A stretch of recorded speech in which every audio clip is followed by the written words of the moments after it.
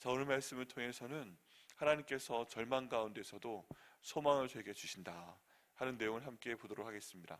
함께 해보시겠어요? 하나님께서는 절망 가운데서도 우리에게 소망을 주십니다.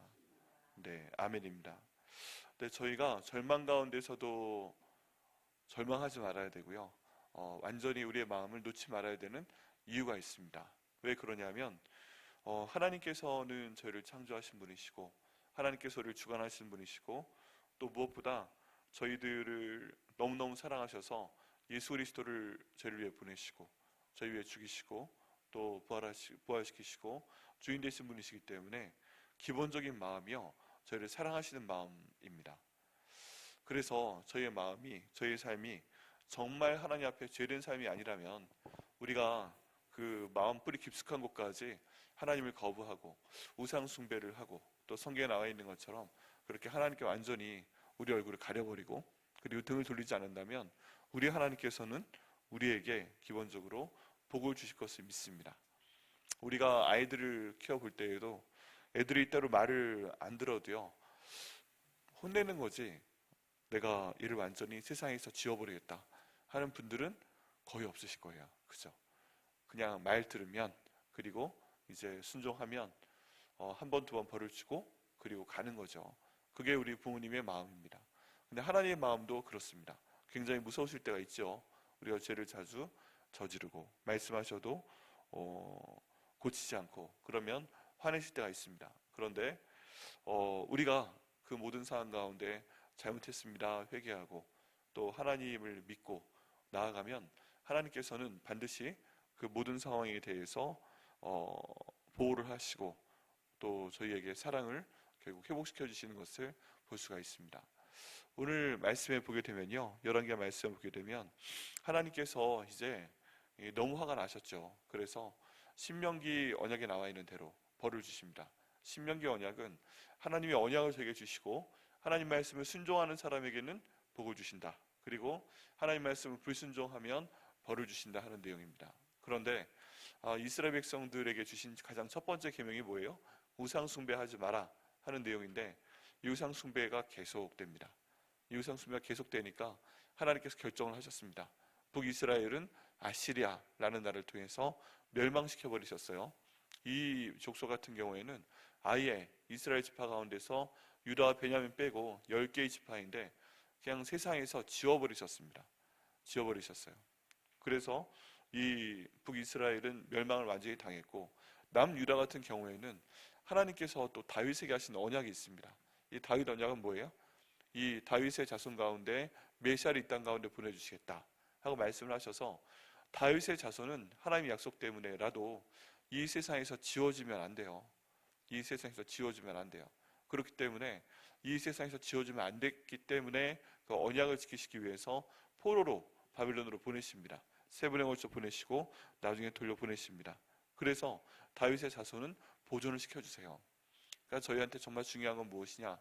하나님께서 저희에게 대해서 복된 약속을 하시도록 저희가 계속 기도해야 됩니다.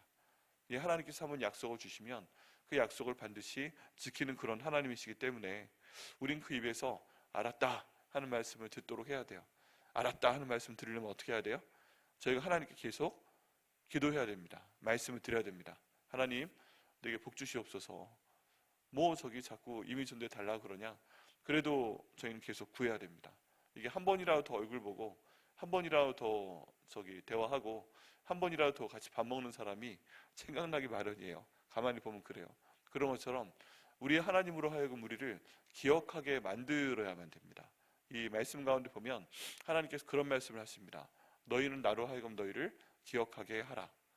기억하게 하라. 그럼 하나님께서 기억하시고 저희에게 더 복을 주시고 또 기도할 수 있는 능력도 주시고 그 많은 복을 저에게 주실 것을 믿습니다. 이 하나님께서 이스라엘 백성들에게 신명기 언약을 주셨고 다윗의 언약을 주셨고 이러다 보니까 지키시기 위해서 하셔야 되는 일이 있어요. 그게 뭐예요? 이스라엘 백성들이 하지 말라는 우상 숭배를 하고 잘못을 했기 때문에 그들에게 벌을 주시지만 그들이 나중에 그 마음이 변화가 되었을 때 회복을 시켜줘야 되는 것입니다. 회복을 시켜줘야 돼요. 우리가 잘못해서 우리 엉덩이를 맞는 한이 있어도 그 다음에 그대로 둘 수 없잖아요. 계속 그거 부르트게 만들어서 덧나게 만들고 그리고 심각한 치료가 필요할 정도로 만듭니까? 그렇진 않습니다. 똑같은 마음으로 하나님께서 회복시키시기 위해서 그 다음 단계를 준비시키시는 것을 볼 수가 있습니다. 그 하나님의 그 다음 단계는 뭐예요? 성전을 통한 하나님의 신앙을 회복시키시는 것입니다. 그러니까 다시 이스라엘 백성들이 하나님께 예배드릴 공간을 만들어 주시는 거예요. 그리고 예배드린 공간을 만들어 주셨을 때 그 예배드리는 공간에서 사용했던 모든 기구를 보존해서 돌려보내시는 것입니다. 그리고 이 예배를 주관할 사람을 보존하셨다가 돌려보내시는 것입니다. 하나님께서는 이 세 가지를요, 지금 열왕기하 이후에 70년 후에 이루어 주시는 걸 볼 수가 있습니다. 그래서 이 70년 동안 하나님의 희년 개념으로 남유다와 베냐민의 온 땅, 이 땅이 우상 숭배를 하면서 땅까지 더러워졌잖아요. 여러분, 저희가 우상 숭배가 무서운 이유가 뭐냐 하면 하나님의 만드신 피조물을 섬기는 것이기 때문에 그걸 했을 때 이 땅까지 더러워진다는 것입니다. 인간도 더러워지는데 이 땅도 더러워져요. 근데 하나님께서 그를 회복시켜 주시고 깨끗이 씻어버리시고 이제 그 땅에 원래 하나님의 그 땅 됨을 회복시켜 주시는 과정이 이 70년인 것입니다. 그래서 이 70년 동안 이 남유다 지방에 있는 유다와 베냐민이 살고 있는 모든 지역을 쉬게 하심으로 그 땅도 쉬게 하고요, 사람들을 쉬게 하고요, 그를 통해서 그 땅을 정화시키시는 모습을 볼 수가 있습니다. 그 다음엔 어떻게 돼요? 하나님께서 고레스라는 왕을 이 땅에 보내셔서 하나님께서 다시 한번 새로운 생명을 이 이스라엘 지역에, 남유다 지역에 주시는 것을 볼 수가 있습니다. 첫 번째 사람들이 지금 갈대아 사람들이 와서, 바벨론 사람들이 와서 하나님께 예배드리는 성전을 다 무너뜨려 버렸잖아요. 그건 어떻게 됩니까? 나중에 1차 포로기한 한 사람들이 그 성전을 다시 짓도록 하십니다. 두 번째, 성전이 완공이 됐는데 그 안에 쓰던 물건들은 어떻게 해요? 이거 다 솔로몬 시대에 만든 것들인데 그건 하나님께서 오늘 보는 말씀을 통해서 갈대아 사람의 아주 권세 있는 사람들을 통해서 하나도 잃어버리지 않도록 하시고 다 바벨론으로 옮기시는 것을 볼 수가 있습니다. 이걸 나중에 누가 챙겨서 보내요? 바로 다니엘이 챙겨서 보내도록 하나님께서 인도하십니다. 그래서 이 내용을 오늘 자세히 하진 않겠지만 예전에도 말씀드렸지만 그릇 하나하나의 개수까지 다 세어서 하나님께서는 바벨론의 왕의 창고에 보관하도록 하셨고, 이 하나님께서 다니엘을 당시 모든 5대 제국 가운데 세 손가락 안에 드는 권력자로 만드셔서 잘 보관하도록 하시다가 이제 이때 바벨론 사람들이 고레스가 너희들은 돌아가라 하는 명령을 발표했을 때 이걸 다니엘이요 다 세가지고 하나도 남김없이, 여기 녹그릇 중심으로 나와 있는데 은그릇, 금그릇 이런 것까지 다 챙겨서 이 성전으로 돌려보내는 것을 볼 수가 있습니다. 그래서 첫 번째 포로기하는 사람들을 통해서 성전을 회복시켜 주시고요, 두 번째 다니엘을 통해서 그 모든 성전 안에서 쓰는 물건들을 돌려보내 주시고요, 그릇 하나까지 다, 세 번째 이 성전에 대한 신앙이 지금 여기서는 이제 제사장들이 다 함께 타락이 되어서 죽게 되고 또 포로 잡혀가게 되고 그렇게 된 상황이었는데 또 하나님께서 에스더와 모르드게를 통해서 그 제사장 그룹을 교육시키십니다. 그리고 그 중에 가장 탁월한 학사겸 제사장을 이 예루살렘으로 돌려보내셔서 성전 신앙을 회복시키시는 그 모습을 볼 수가 있습니다. 그래서 우리 하나님이요 이스라엘 백성을 벌 주시기 위해서 이 세 단계에 걸쳐서 다 없애버리신 것 같은데 결국에는 다 70년 후에 회복시켜 주시는 모습을 볼 수가 있습니다. 그 중에 오늘 말씀 가운데 나와 있는 두 번째 내용은 뭐예요? 성전 가운데서 하나님께 예배드리기 위해서 하나님께서 솔로몬에게 지혜를 주셔서, 특별히 부살렐과 오홀리압에게 그 지혜를 주셔서 하나님 마음에 맞게 예배드리는 모든 도구를 만들게 하셨잖아요. 그런 내용들을 다시 돌려보내시기 위해서 아주 곱게 포장시키시는 걸 볼 수가 있어요. 그냥 병사들이, 갈대 병사들이 자기 주머니에 우겨놓고 그리고 자기 가방에 우겨놓고 그런 식으로 간 게 아니라 여기 보면 정말 전문가를 통해서 포장이사 시켜주시는 모습을 볼 수가 있습니다. 한번 읽어볼까요? 다시. 갈대아 사람이 또 여호와 성전의 두 노기둥과 받침들과 여호와 성전의 놋바다를 깨뜨려 그 놋을 바벨론으로 가져갔어요. 또 가마들과 부삽들과 부츠개들과 숟가락들과 섬길 때 쓰는 모든 놋그릇을 다 가져갔고, 여기 보면 강조된 말이 있습니다. 모든 녹그릇을 가져갔고 해도 되잖아요. 아니면 녹그릇을 다 가져갔고 해도 되잖아요. 그런데 굳이 모든 녹그릇을 다 가져갔다. 두 번이나 나와 있잖아요. 네, 하나도 빠짐없이 하나님이 챙겨서 보내셨다는 말입니다. 중간에 하나도 샌 것이 없어요. 모든 녹그릇을 다 가져왔고, 그리고 시위대장이, 지금 이 시위대장은 이 그 땅을 지금 정복하는 가장 큰 권세가 있는 사람이에요. 더 건드릴 수 있는 사람이 현재 없어요. 그런데 또 불 옮기는 그릇들과 주방들, 곧 금으로 만든 것이나 은으로 만든 것이나 모두 가져갔으며, 어떻게 했다고요? 모두 가져갔다고요. 빠진 게 없어요. 하나님이 누구를 통해서 이거 챙겨 보내셨다고요? 시위대장을 통해서. 지금 이거 해야 되는 다른 사람도 아니고 부한테 시킨 것도 아니고, 그 자리에 시위대장에 가서 저거 똑바로 싸라, 하나라도 밖으로 빠져나가면 안 돼. 왜 그런 거예요? 하나님이 돌려보내셔야 되니까. 그래서 그 자리에서 모두 가져가게 하시는 걸 볼 수가 있습니다. 또 솔로몬이 여호와의 성전을 위하여 만든 두 기둥과 한 파도와 받침들을 가져가는데, 이 모든 기구에 녹그릇을 헤아릴 수 없었으니, 또 어떤 기구라고요? 이 성전에 있는 모든 기구라고 되어 있죠. 이것들을 다 가져갔다는 것입니다. 여기 보면 뭐 녹그릇은 뭐 저기 놋바다는 깨가고 뭐 이런 등등의 얘기가 있지만, 어쨌든 모든 것을 다 가져왔다 하는 얘기가 한 절 한 절마다 강조가 되고 있죠. 하나님이 너무 철저하셔서 이렇게까지 모든 것을 다 챙기시는 것을 볼 수가 있습니다. 그리고 마지막 그 한 기둥의 높이가 18규빗이요, 그 꼭대기에 녹그릇이 녹머리가 있어 높이가 3규빗이요, 그 머리에 둘린 그물과 석류가 다 놋이라 다른 기둥과 장식들도 다 이와 같았더라 하면서, 이 내용상으로 성전 안에 있었던 내용들을 정말 잘 파악하고 있음을 보여주고, 이런 것들의 높이와 그런 것도 알고 있고, 이것들을 누가 챙겨요? 시위대장이 직접 챙겨서 다 바벨론으로 가져가는 것을 볼 수가 있습니다. 그러면요, 이게 지금 표면적인 현상은 어때요? 다 뺏긴 거예요.